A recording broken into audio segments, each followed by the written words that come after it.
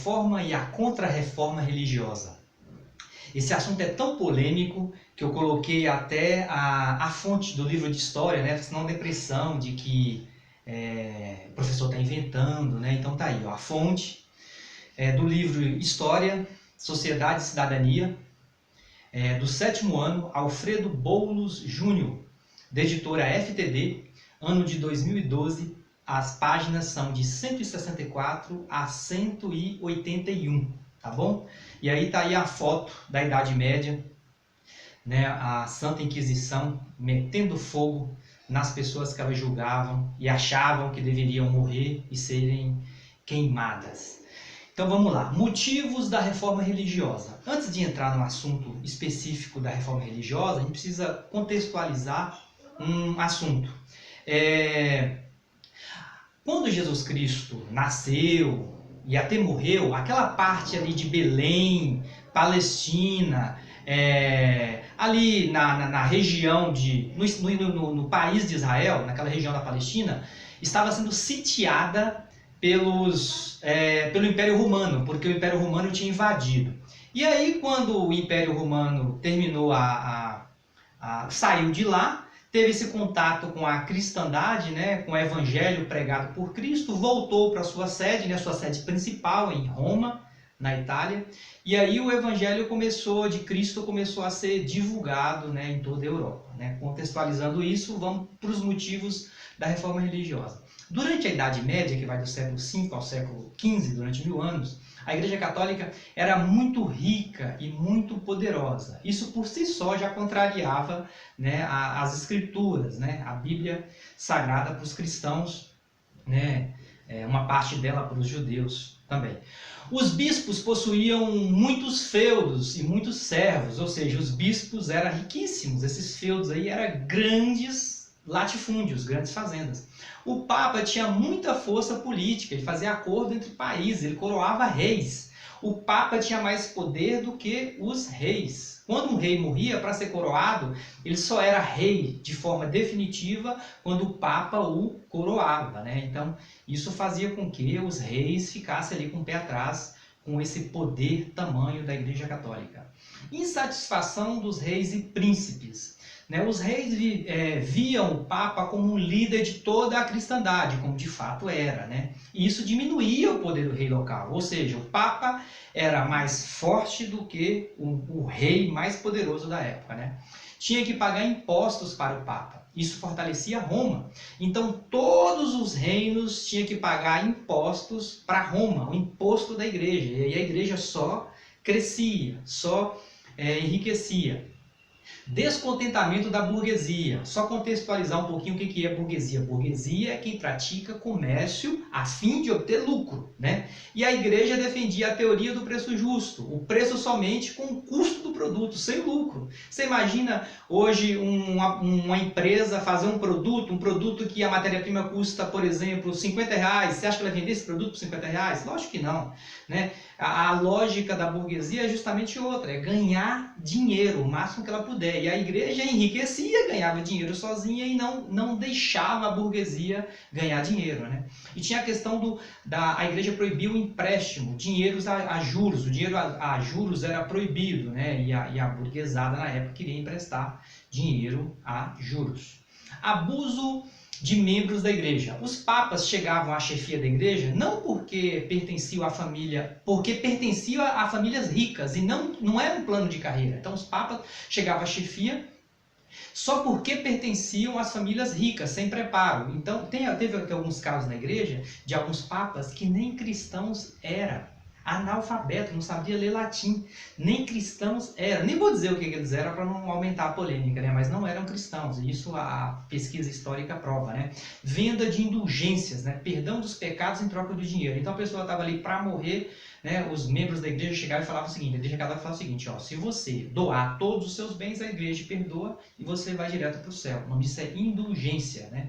Que é uma doutrina anticristã. Não estava na Bíblia, mas a igreja praticava. Os primeiros reformadores, John Wycliffe e John Hus, esses foram os primeiros reformadores, porque eles começaram a estudar a Bíblia, né? Porque tinha casos de papa, os bispos eram analfabetos, não sabiam ler e ficavam inventando. Então, aí agora, né, começa a mudar de forma, né, a cena muda, né. Wycliffe, em 1320 a 1384, se formou em teologia pela Universidade de Oxford e traduziu a Bíblia para o inglês. Criticava o acúmulo de riqueza e a falta de instrução dos sacerdotes. Estava correto. O que aconteceu com ele? Foi preso, levado ao tribunal religioso e acusado de herege, né? Todo mundo que pregava contra a igreja era acusado de herege, alguns torturados, presos, mortos na fogueira. Depois, por curiosidade, vocês pesquisam os instrumentos que a Igreja Católica usava como tortura durante a Idade Média.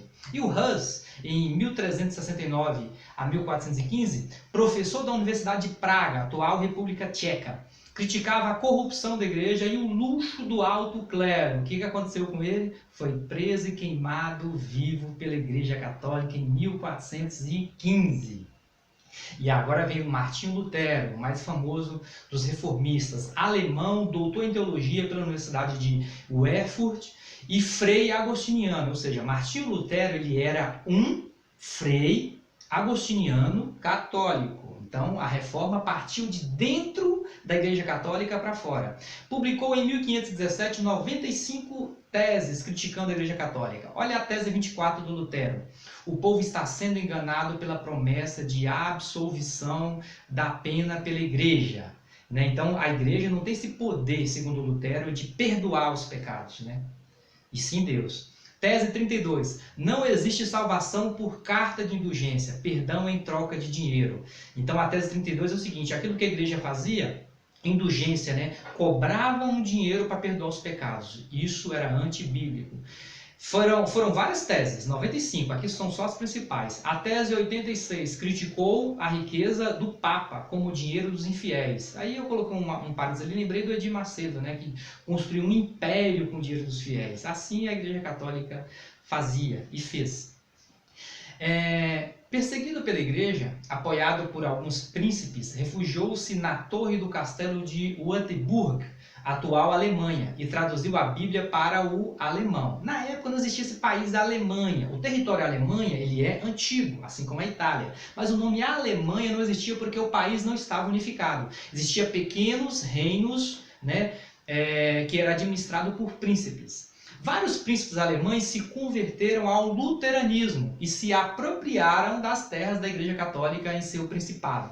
Então, parte dos príncipes aceitaram de comum acordo mesmo, porque foi convencido de que Lutero estava certo, que o que a igreja estava pregando não estava na Bíblia. Mas parte também foi malandragem dos príncipes, né, para poder tomar a propriedade da igreja no seu principado. Aí está a foto do castelo de Wartburg, na região onde é hoje a Alemanha. Lá é diferente do Brasil. Olha, até hoje o castelo está conservado. Foi aí que ele se refugiou para traduzir a Bíblia para o alemão. A igreja e a doutrina de Lutero. Sem querer, o Lutero, um católico, acabou criando uma outra fé, né? Uma outra igreja. Né? E segundo a fé da doutrina do Lutero, somente a fé em Deus salva as pessoas. Somente em Deus. A Bíblia, por meio da qual Deus se revela, é a única fonte real confiável. Então, a única fonte, segundo Lutero, é a Bíblia. O batismo e a Eucaristia são os dois únicos sacramentos. Né? O batismo é aquele batismo nas águas e a Eucaristia é o que a gente chama na igreja mais moderna hoje, protestante, de Santa Ceia. O culto aos santos e a infalibilidade do Papa não tem fundamento. Então, ele não aceita o culto aos santos, né? Nem a santo vivo, nem ao santo imagem de escultura, e não acredita que o Papa é infalível. Pode ser um líder, mas não existe a infalibilidade do Papa.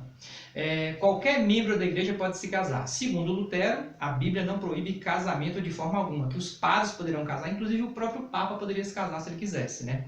Essa foi uma das teses que estavam na doutrina do Lutero. Uma observação.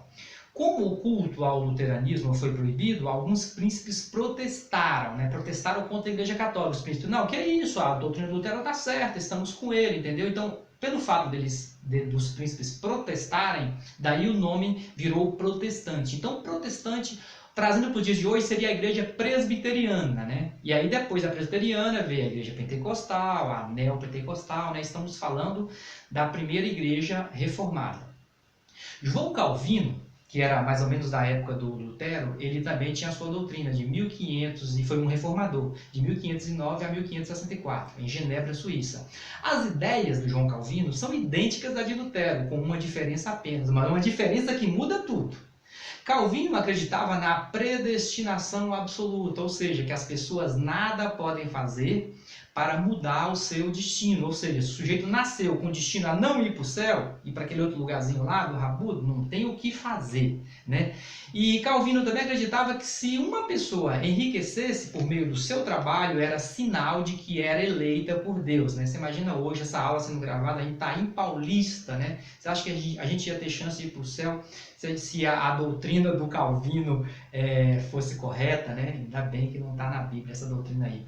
E isso fez com que Max Weber escrevesse um livro sobre a ética protestante e o capitalismo, né? Associando o capitalismo à ética protestante, né? Como se fosse assim, a doutrina do Calvino adaptava ao capitalismo porque incentivava as pessoas a trabalharem até o último segundo de vida para enriquecer e garantir lugar ao céu, né? Por isso que ele escreveu esse livro. A Contra-Reforma Católica. A Contra-Reforma Católica foi uma resposta à reforma do Lutero e os que veio antes dele. Então, essa Contra-Reforma foi impulsionada pelos jesuítas, pelo Concílio de Trento, né, que é uma evangelização no mundo inteiro, e pela Inquisição, um tribunal que julgava as pessoas, condenava, e a condenação podia ser tortura, prisão ou morte em fogueira. Divulgar o catolicismo na Europa, né? A igreja não aceitou a reforma, né? Divulgar o catolicismo na Europa, evangelizar os povos da Ásia, da África, da América. Olha a data, 1534. Observe essa data, bem na época que o Portugal começa a colonizar as colônias do Brasil e da África. Quem vinha junto com os colonizadores? Sempre um jesuíta, sempre um padre, né? Porque faz parte da Contra-Reforma da Igreja Católica. Reafirmou o poder do Papa e a proibição do casamento dos padres e freiras. Então, não aceitou a reforma de Lutero de forma alguma. Criação de seminários e formação de padres. Organizou um index, que era a relação de livros proibidos. Então, todos os livros proibidos eles guardavam e as pessoas não tinham acesso, né? Ainda bem que eles guardaram o livro do Aristóteles. Reativou a Inquisição ou o Tribunal do Santo Ofício para vigiar, julgar e punir qualquer pessoa acusada de heresia. Lembra do caso Galileu? Galileu descobriu que não era a Terra, o Sol que girava em torno da Terra, né? Que a Terra não era o centro do universo, assim, o Sol era o centro do universo. A Terra que gira em torno do Sol, fazendo um movimento de rotação e translação. Por essa descoberta, ele quase foi para a fogueira. Só não foi para a fogueira que ele falou que ele estava errado, né? Aí ele se livrou da fogueira. Ele falou que estava errado para não morrer, né? Você vê, se inventasse um chazinho, praticasse medicina, já era motivo para poder ser julgado e morto numa fogueira. Tudo bem? Até a próxima. E se inscreve no canal para receber mais vídeos.